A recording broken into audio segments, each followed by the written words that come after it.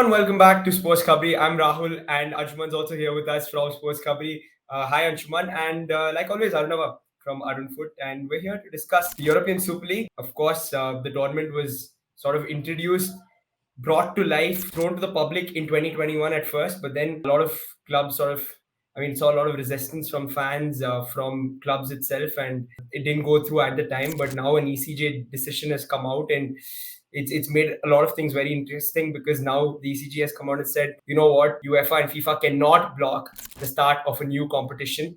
And yeah, a lot of things to discuss, guys. First, so Arnava, I'll come to you first. What exactly has happened with the European Super League? What has the European Court of Justice said that has sort of brought about this huge confusion and a lot of talking points over the internet today? Well, the first thing is to say is that when we had this discussion about 2.5 years ago, where suddenly 12 of the biggest clubs in Europe said that they would like to bring in a new competition, which would be a closed competition amongst the biggest clubs in the world, guaranteed 500 million euros as money for the clubs to have to work on. We saw, especially in England, opposition against this, and that's why sort of the European Super League did not succeed. But what then happened is that some of the biggest clubs in the world, some of the most influential people working in football, in regard to Real Madrid, Barcelona, and Juventus, stuck to the plan, created a company called A22. And under the A22 banner, which is managed by a former television executive here from Germany called Bernd Reicher, they worked on how can we still make this possible outside of the framework of FIFA and UEFA, and also work on the facts is that in Europe, the European courts are quite strong. So in this case, the Court of Justice of the European Union sort of was asked, does UEFA in Europe have the monopoly to hold continental competitions? Or could something like an A22 as an independent body organize a league in Europe? That was the simple premise of this whole discussion and whole sort of case. The judgment came today on the 21st of December 2023. While UEFA still is saying that we are the custodians of European club football, nothing per se has changed. We have changed rules and regulations accordingly, which one of the effects is that there'll be a new version of the UEFA Champions League and UEFA Europa League next season onwards. On the other side, A22 is saying, listen, this is an opportunity for us now to create our own league. But again, I think we'll go into more details while we speak about it. Yep, yeah, definitely. Anshuman, I mean, of course, a lot of us had different reactions. What was your first reaction when you heard of the news today? I think the legal aspect of it is something that probably you would be able to understand better than I did. But when I got the ruling, when the whole thing came about in 2021, when it went away, like when the whole thing just collapsed. At the time, I was very bullish about the fact that the fans made it happen. The fans that were on the local fans as well as the international fans who turned back and said, no, we will not have this. And as the years have went by, as much as I've taken a step back and looked at the whole picture from a different angle, the more I have realized that the Super League at the time did not happen because of how poorly it was prepared, how poorly the whole thing was set to be presented to the public in general at that moment. And the moment when it went by, I understood that okay, it is only a matter of time that this comes back. This is something I also posited in the pieces that I wrote at the time. That look, the way football has been going, European football in the past 30, 40 years, we need to keep in mind that even the Premier League, the English Premier League, is essentially was essentially a breakaway tier. And even before the Premier League came about in the early 90s, there were talks of a breakaway British Super League in the early 80s because a BBC report just surfaced a few days ago where teams, not even from the first tier of English divisions at the time, they were second tiers and third tiers, they were ready to break away and form a different league. And the argument at the time was also pretty much along the similar lines that, look, we are the historical clubs, so-called the big clubs, and we need more financial sustainability that the current division does not allow us. So we are going to form a big league. That eventually percolated into the birth of the Premier League 20 years down the line, and it's sort of people have forgotten about it because it has become the part of the ecosystem of English football in general because of the promotion relegation, which is still intact, but the financial disparity that was brought about on the onset of the Premier League 30 years ago has resulted in every single thing that we have seen. So when you look at the fact that teams the way their spending patterns for teams in the Premier League, for teams in the Football League who are trying to get to the Premier League for even a few seasons, the financial disparity and the calcification of teams at certain tiers of across the football pyramid has come about. This has been the next organic step, that a pan-European league that will sit on top of the domestic circuits. Now, this is not that yet, but it was going to begin somewhere. So, what has happened with this ruling is that the Court of Justice has told UEFA and FIFA that you do not have the monopoly in deciding who gets to do what else, which from a political standpoint is perfectly fine. Like, you never want someone to reach a position of power so much so that the other parties just run out of things to say, like have no say in the matter. So from a political standpoint, depriving UEFA and FIFA from whatever monopolitical for whatever monopoly or hegemony that you can deprive them of is good. But this presentation that even A22 has decided has immediately put out, which basically say that they had this ready in the drafts and they were just waiting for the verdict to come out. What this it doesn't really it hasn't yet said anything that that explains that they are trying to solve the problems that exist in the existing football system. They have said the promotion relegation aspect, but saying that this is still something that is merit based is just bells and whistles. It's still not that the case, because this is again for the big name clubs, the so-called big name clubs who harbor the biggest global audiences. They have looked at this, and for them this is another way to make more money, and make money in a way that is sustainable, because the likes of Barca, Real Madrid, and Juventus, these three teams who have said continuously been saying that look, it's not sustainable. It's for two reasons: because they believe, whether it's right or wrong, they believe that to be able to challenge the likes of England, the financial might of what the English clubs have, you need to have there need to be more financial sustainability.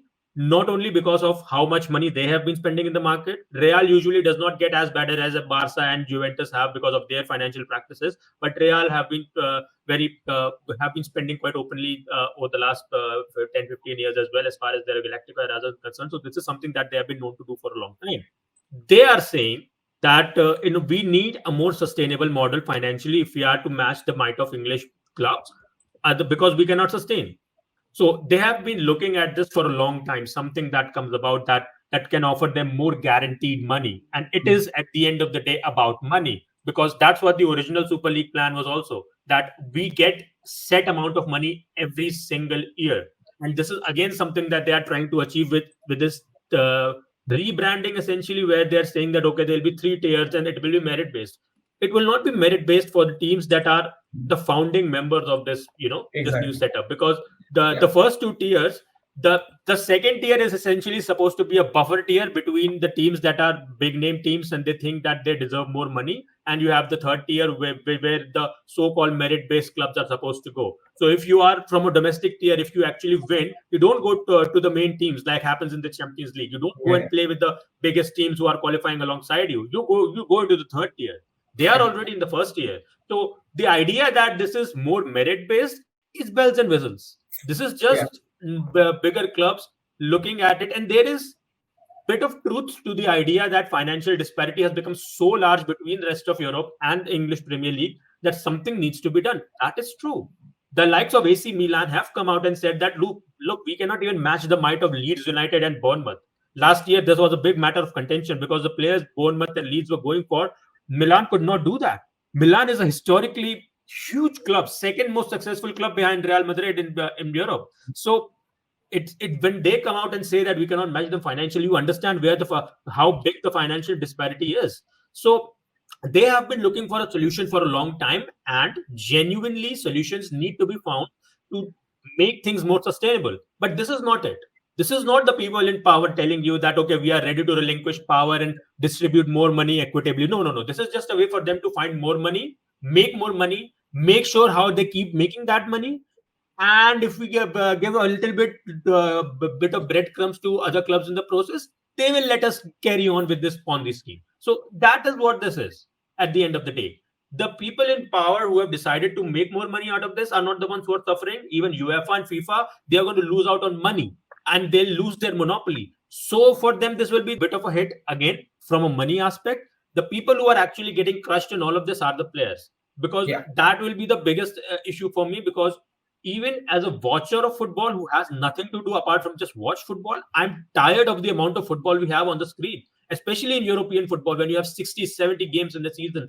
The Champions League is already set for a revamp with more matches to be introduced next season. And the FIFA Club World Cup is on the horizon, which is going to be the 32 club, which is ready for a 32 club revamp. It's just more matches all the time. So everyone in this space is looking to make more money, and how much we can make more money and milk the players to the point that they don't even, they stop working, functioning as human beings anymore. So when the first thing, the ruling came out, and the immediate point was, okay, you have the get go to be able to make a breakaway league. And saying it as a breakaway league is slightly misleading, because they're not breaking away from the existing structures, they are just creating a new one beside it. So that's how it begins. That's how their idea is, that this will exist on the side of it. And this saying that this will not increase the number of games played per season seems a bit like a mathematical impossibility to me. I mean, I don't know, if you add some number that is not zero to an existing number, you will get more than the existing number. That is the kind of mathematics I'm aware of. But this idea that this is not going to increase the number of games per season is laughable.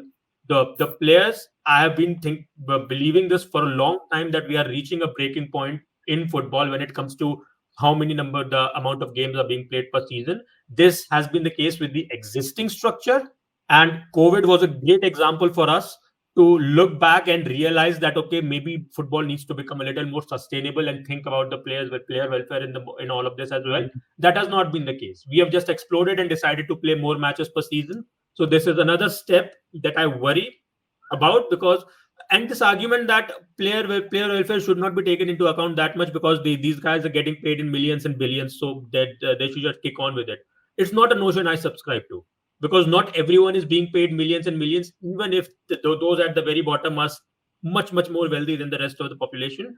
I don't think that is enough of an excuse to justify milking them to the point where they don't have a say in how many amount of games are being played. Players have come out and started complaining about the amount of games they are being made to play and being flown around the world. So this is again the inevitability of the Super League aside.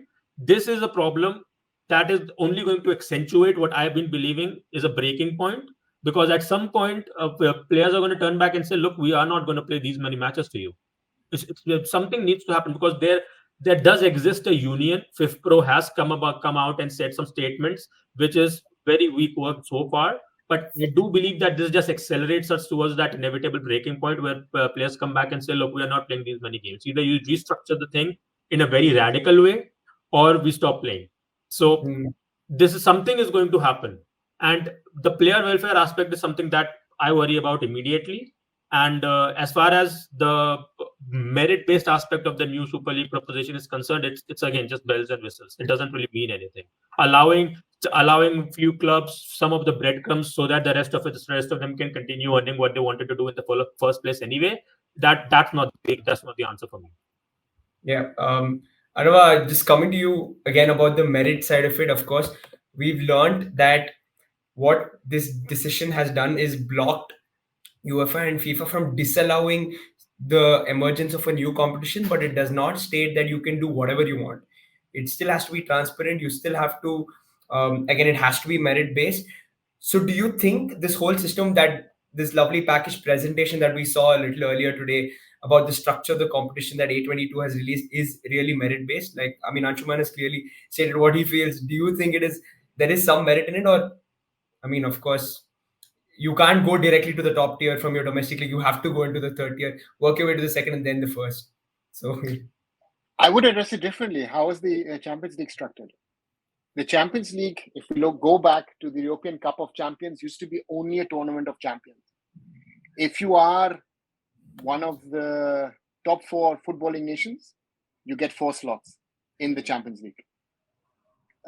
If you are the champions of Switzerland or Austria, or let's not even talk about some countries in the Balkans or further east, you have to get through 2, 3, 4 rounds of qualifiers to even get to the Champions League. So these kind of restrictions already exist because UEFA has adopted a lot of the things that the European Super League proposes in its structure of the Champions League. Now, we've had this format, and again, the same discussion can be had about the FIFA World Cup. This 32-team competition, 8 groups of 4, and then you have the rest of the competition. At the end of the day, a league format is always fairer than a cup competition. That's why I always say in an Indian context, the winner of the ISL who wins the league is a much more honest champion than someone who wins the playoffs. And the question now is, UEFA is slowly moving towards that model. If you look at the new model, it is quite similar. The question is not about the format. I think the question is about who controls European competition. Where does it go? Because the European Super League per se is looking at a lot of things which are happening in North America. And I will say, for me, as someone who's born and brought up in Germany, who was not a fan of a closed league and about franchises and other things, have learned a lot over the last 9-10 years about the Indian Super League. That was when I came to Mumbai, when I realized that what the Super League is trying to do, maybe the thought process has to be different. Because I was talking to a friend yesterday. People who are fans of traditional football clubs are big fans nowadays of American football, of NFL. The NFL is the most structured and commercial sporting property per se in the world. So therefore, there is a clash of cultures already happening. And of course, American football is now a lot of, Taylor Swift is here, this, that, it's a lot of entertainment. The question is also the European Super League a precursor to what will happen maybe in 20, 30 years, where you don't have a European Super League, but you have a World League? So where are we going to this? Manchester City could organize their own league. City Football Group has now 14 clubs around the world. Mumbai City could be part of a City Football Group World League if they want to. It's only the question of transport. And the point of that, the footballers are playing too many matches. My friends who play handball or basketball just laugh about our friends who are footballers. They say, you're playing 50, 60 matches a year. We play 3-4 matches if it's needed a week. So that's also a reality, that we like to whine and our footballers are this and we play too many matches, and the coaches are saying is, are we in football? And I rather would say is, I would rather play 2 matches a week than rather train 5 days a week. So the question is, where do we want to go? We could have I think we could do a show with a more general topic of what is football, what does it do? The question here is, which now remains, because I've seen also statements of clubs who are now linked to the European Club Association. So that's also a fight of power struggle amongst the biggest clubs in Europe. It is not just the Premier League against the rest of Europe. It's also about Real Madrid, Barca, and Juventus on one side, and Bayern Munich and Paris Saint-Germain, who are in the European Club Association, where Bayern has clearly come out with a statement is that we don't want to join the European Super League. Despite, and that I know that because I happened to be there at the time, is that Bayern Munich is actually the initiator of this whole European Super League. So there's the one part is the control of football. The other side of the story is which power takes real control of the game. And that's the whole challenge of this whole thing. UEFA is to some extent fighting even FIFA. UEFA and most of the European clubs are not happy about the new expanded FIFA Club World Cup. FIFA is trying to get more of the pie. Of course, there's the rest of the world, but in Europe, European football is still the driver. I think FIFA is very, very closely watching if the Saudi Pro League can succeed with what the Chinese have failed, with the Qataris, the Emiratis a decade back failed.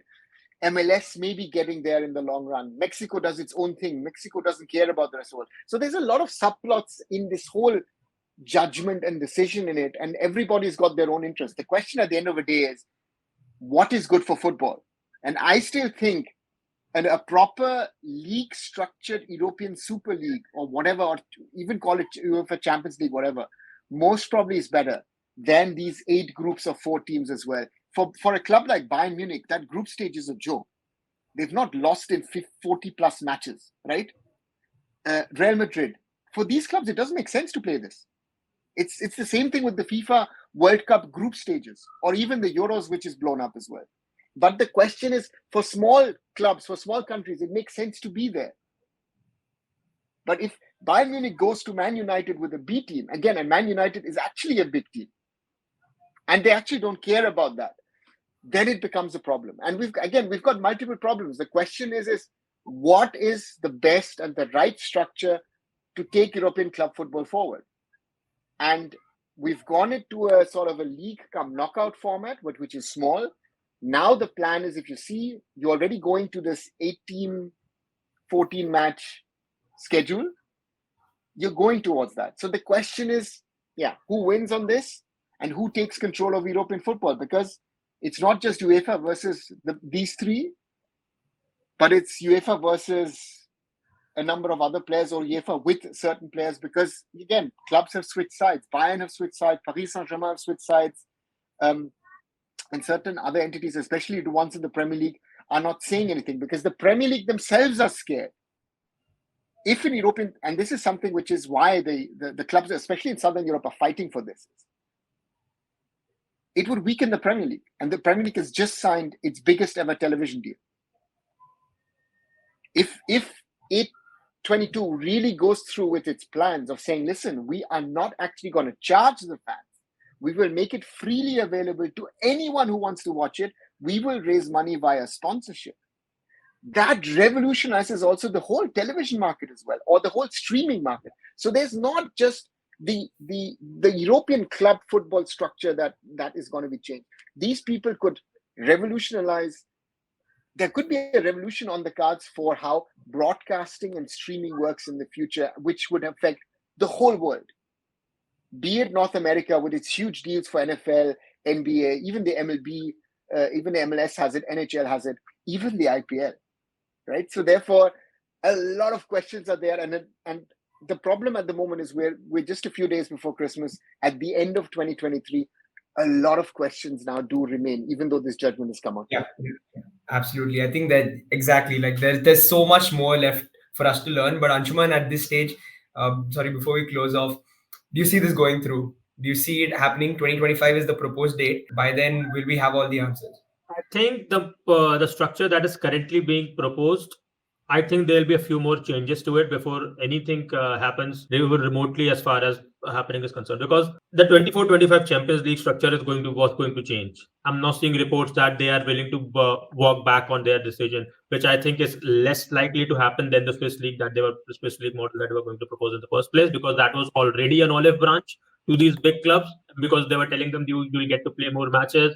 You will offer the big countries the more spots in the Champions League as well. They will be there will be historical performance based clause made available to you. So that was already an olive branch. So there's the point Arnava made, that this could revolutionize.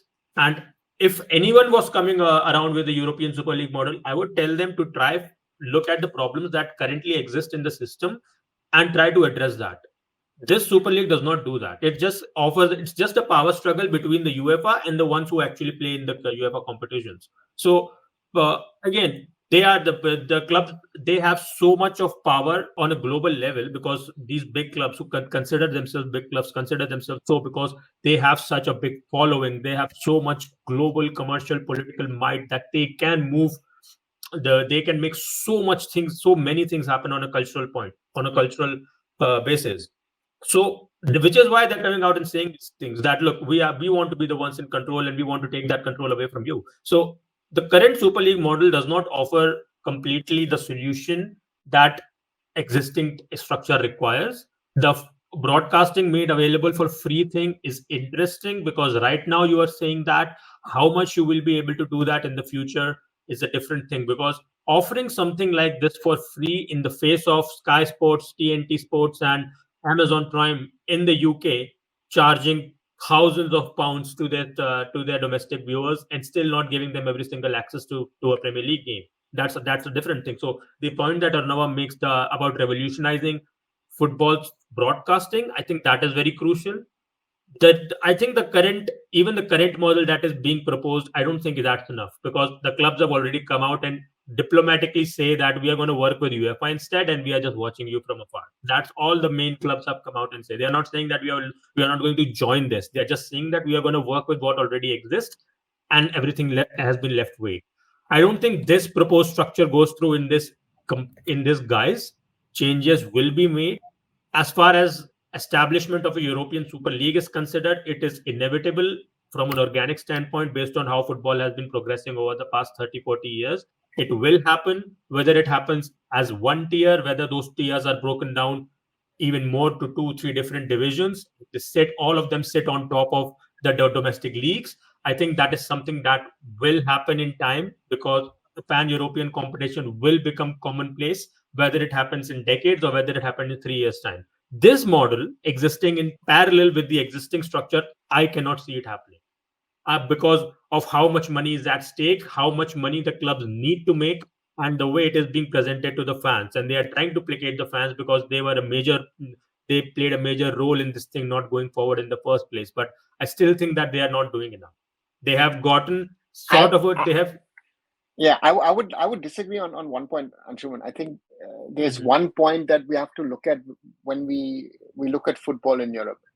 The Premier League is by far the biggest product. The second closest, most probably, is the Champions League. mhm, But the Europeans now do realize, on a global scale, even in their home markets, the NFL is playing home matches at Tottenham Stadium, at the Allianz Arena in Munich. This year they played in Frankfurt. The mhm, NFL is attacking Europe. The NBA already is a global game, right? mhm, So the question is, if European football does realize on a global scale that they, especially the American sports, to some extent, maybe even the IPL and cricket, are your competitors, and how are you going to compete with them? That is the question that European football needs to answer. And at the end of the day, you also said, I think it, and I guess Rahul thinks it as well, that it is inevitable that maybe it will take another 5-7 years, but you will have something of a European Super League under what name, even if it be under UEFA, that will come. mhm, And that is something, even look at even Asia, the Champions League, they even, the AFC is changing it. CAF is changing their Champions League. North America is building in, CONCACAF is starting with the new league system next year. The whole world in football in regard to continental competition is being restructured. But the question is also, who's in control? Gianni mhm, Infantino wants FIFA to be in control of football, not only from a national team perspective, but also from a club perspective. So we don't have just a clean-cut fight between UEFA and the clubs, but it's a fight on different levels.